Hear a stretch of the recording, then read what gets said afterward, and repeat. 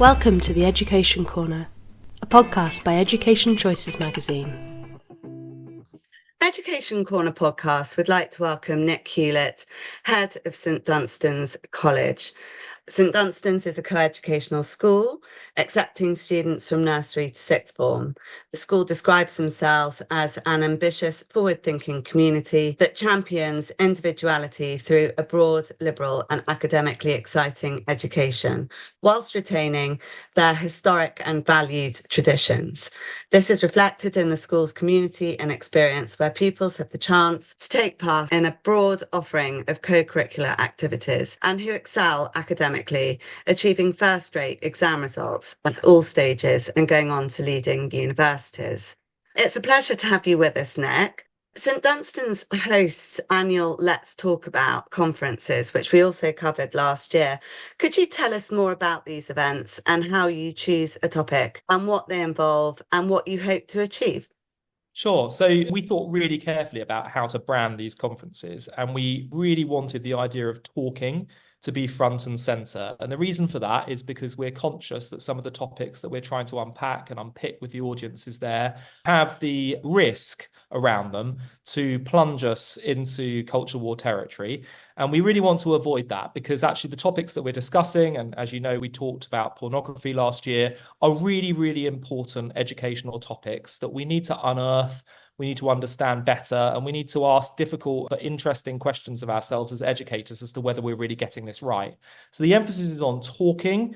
We might want to reframe it going forward into the listening conference, because we need to listen as well, but talking and listening with one another, with fellow educators, in order to better inform national debate around topics that we think are underrepresented on the curriculum. So to talk to you very briefly about how we choose topics, we choose topics on the basis of what we think is missing in children's education today, or areas that we think are underrepresented in terms of the curriculum that, just to remind you, is based on a model that goes back 60 to 80 years. And so when we look at some of the challenges that these young people are dealing with today, we have to recognize that tomorrow's world for them is not the same as tomorrow's world was for us. It's a very, very different landscape. And so when we look at the sort of online space that they're navigating and the challenges that come towards them every day, they're very, very different sets of challenges. So we're picking out those challenges, we're bringing them to the fore, we're talking about them with educators, and we're coming up with what we think could be really good solutions-based practice. And last year's topic was porn, sex and educating for the difference. In the years since then, how have you seen developments in this area? So I think it's been an area that's had the light shone on it, and I think people have recognised there's an area in our curriculum that is missing, and there is an understanding, particularly based on the Children Commissioner's report, that recognises that young people, because in particular of the online world that they inhabit, are being exposed to sexualised behaviour and pornographic material at a younger and younger age, that is framed in such a way that is very dangerous for them in all sorts of different ways, distortion of the reality of sex in particular, but also in terms of other harms that can come to them through the online world. So for us, it was about really wanting to unpack some of those challenges around pornography and think about how we might be able to educate them better around it, in response in large part to the Children Commissioner's report. And has there been progress? I absolutely think there has. I mean, certainly the people who were in Mansion House on that occasion, I think, went away really fired up by wanting to do better by the children in their schools. But of course, since then, we've also seen the government, only in the last few weeks, bring out clearer regulations and guidance in this particular area, which is welcomed, because we have been lacking that guidance and schools have been just following their own ideas, and that's never going to work. You need consistency, and the government needs to bring that consistency.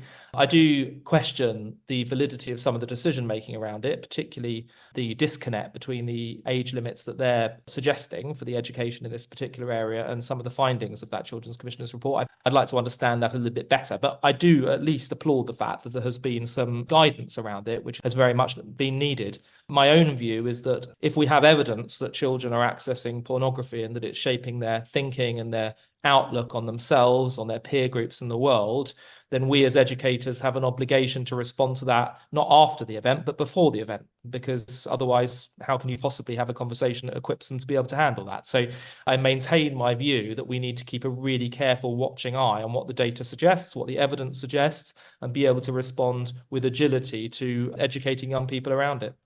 And do you have any particular views? I mean, it all seems to be very age related at the minute. Obviously, we're all hoping that there's going to be further clarity.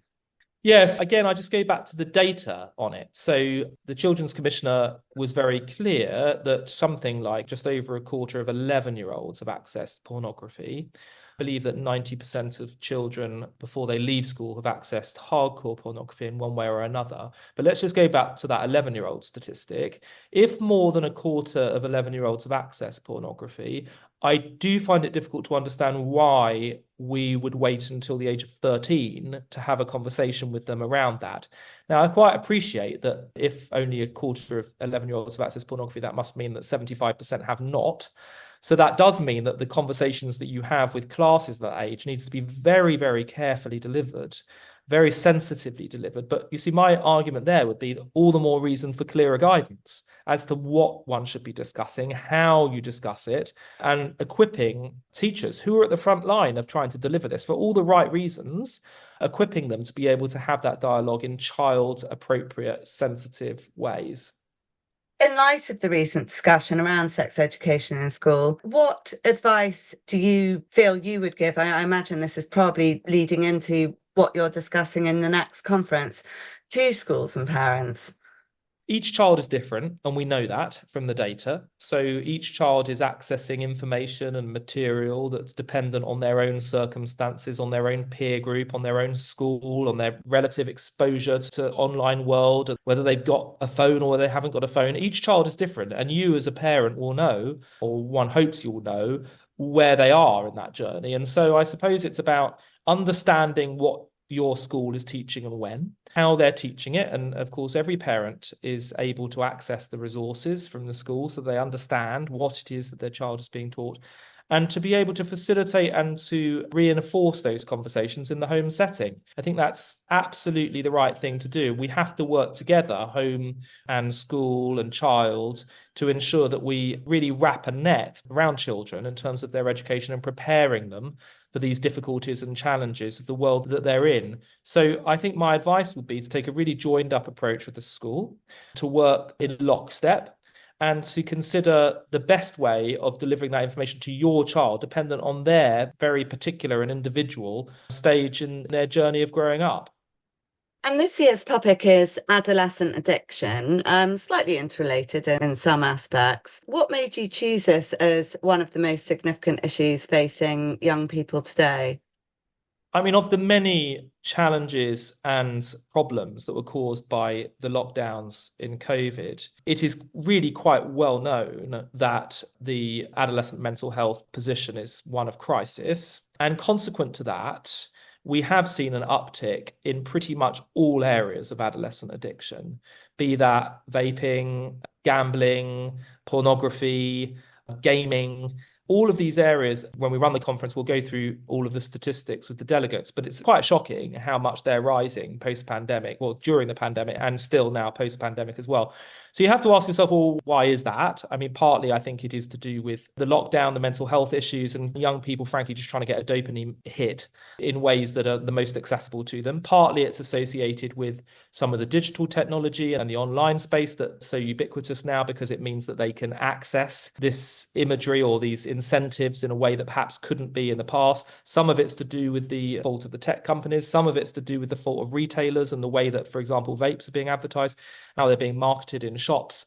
Some of it is to do with the fact that children are just children and children like to play, as do adults. And when you couple that to an accessibility of material that feels risky, then children will gravitate towards it. So there's a whole range of different factors. But the reality is that the statistics around childhood addiction and adolescent addiction are worrying because they are rising. So I felt strongly this was an area that we needed to tackle, that we needed to talk about. We needed to listen to the experts in this area to understand what the problems were, how we might be able to navigate it.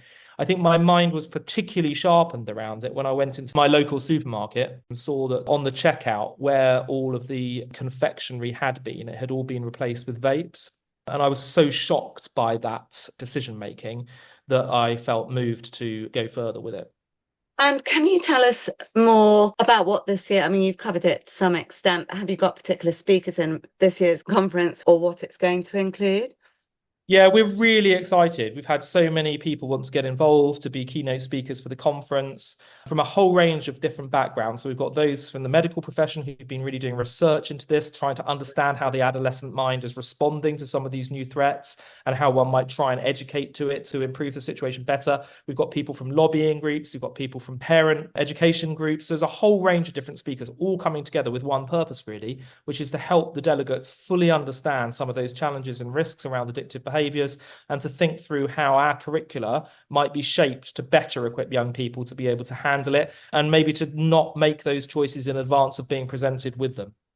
Obviously, you work closely with parents at St Dunstan's and beyond. What can parents and families do you feel, to address these issues at home? I think it goes back to my other point, really. There's got to be follow-up at home. We can't have school operating in isolation from home. It just isn't going to work. So that means that there has to be effective communication from school to home and from home to school, so that everybody is working closely with one another. And home need to understand what's being discussed at school. Likewise, school need to support home. When parents are concerned about things, school need to respond in a proactive way and in an agile way. We can't just have curricula that are sort of stayed and set, and that's the time that we give to this particular subject, and we can't have any flex around that. That's not the world that we're living in. This isn't the young people that we're working with. These young people, they need that agility of decision-making educationally so that we can respond to the very real challenges that they're facing. And finally, obviously, this is a big topic, and it's, as we discussed before I began recording, it's something that's going to be ongoing now. But what do you feel are your plans or hopes for the future of education, especially in regards to addressing issues that are sensitive, really, like this? So, I mean, my hope is that we can really strip it back and say, well, what are we educating these youngsters for, ultimately? And my hope when we ask ourselves that question is that we're educating them to become high achieving but functional and grounded members of a future society, the uncertainty of which is unparalleled. And these are young people who, on average, are going to live to over 90 years old, who are going to cycle through multiple sectors of employment, who are going to be working in potentially a far more globalized world, potentially a far more insular world, who knows? But they're going to need a set of values and a toolkit to be able to thrive in intense uncertainty. And we need to be able to sit back as educators and forecast that as best as we can and say, is the education that we've given these young people in our schools, is it doing the best that it can to set people up for that reality, for that future? And if the answer to that is yes, then great. But if the answer to that, as I suspect it is in many schools, is no, it's rooted around a very out-of-date model of curricular delivery that needs to be challenged, or at least needs some new lease of life breathed into it. If that's the answer, then we need to have the confidence to say, right, well, let's do that then. Let's absolutely do that and teach to that and facilitate discussions to talk about these issues and to listen to one another as we express both our views and solutions as to how we move it forward. And just remind me again, for the next Let's Talk About, it's happening on the 5th of June, is that correct? That's correct, in the Mansion House in central London. Thank you so much, Nick. It's always a pleasure to talk to you.